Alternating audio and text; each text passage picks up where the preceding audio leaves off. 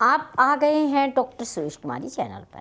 आज हम राजनीति विज्ञान के एक बहुत ही गंभीर विषय पर चिंता करेंगे और दिसंबर 2023 में होने वाली नेट की परीक्षा में उसके लिए कई क्वेश्चन पुट किए जा सकते हैं। तो आप इस आर्टिकल को, ऑडियो आर्टिकल को थोड़ा ध्यान से सुनिएगा।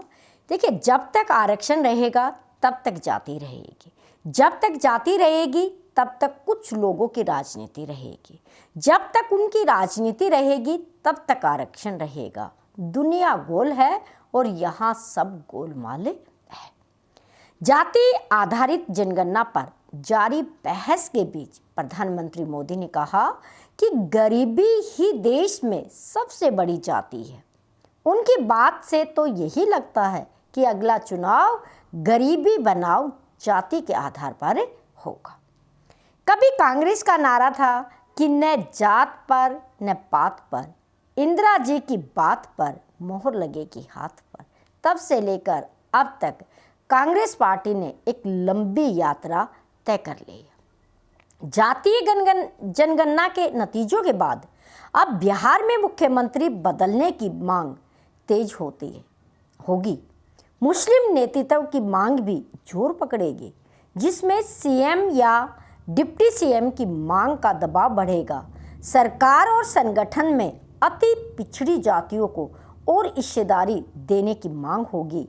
वही जातीय जनगणना के आंकड़ों पर विपक्ष सवाल भी उठाएगा। बिहार के मुख्यमंत्री नीतीश कुमार ने अपनी खोई हुई राजनीतिक पृष्ठभूमि को एक बार फिर से प्राप्त करने के लिए जातिवार जनगणना करवाई है और ये देश का पहला राज्य है जिसने जातिवार जनगणना करवाई है। बिहार पहला ऐसा राज्य बन गया जहां पर जाति के आधार पर जनगणना हुई है। नीतीश कुमार ने एक तरह से उन्होंने अपना चुनावी ब्रह्मास्त्र चला दिया है। आगामी लोकसभा और विधानसभा चुनाव में इसका सीधा लाभ नीतीश कुमार को बिहार के अंदर मिल सकता है। दलित और महादलितों की संख्या सबसे अधिक है। जातिवार जनगणना में नीतीश कुमार को पिछड़ी जातियों के वोट को अपने पक्ष में करने का मौका मिलेगा।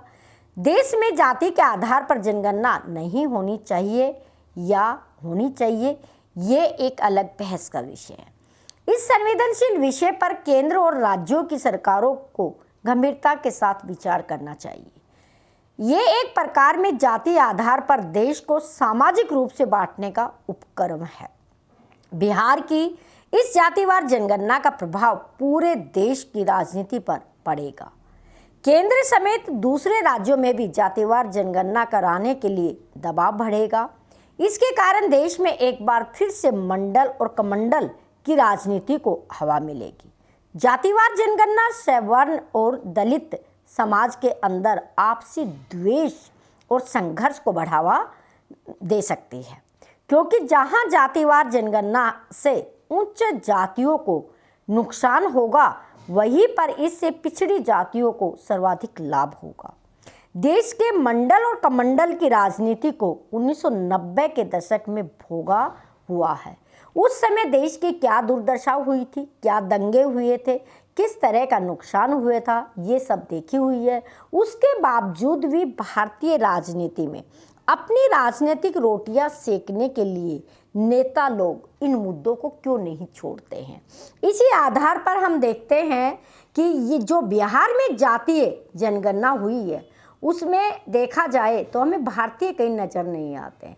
सामान्य वर्ग के लोगों का आंकड़ा बताया गया है 15.52%, पिछड़े वर्ग का आंकड़ा है 27.12%, ओबीसी वर्ग का आंकड़ा है 36.1%, अनुसूचित जाति 19.65% और अनुसूचित जनजाति 1.68%।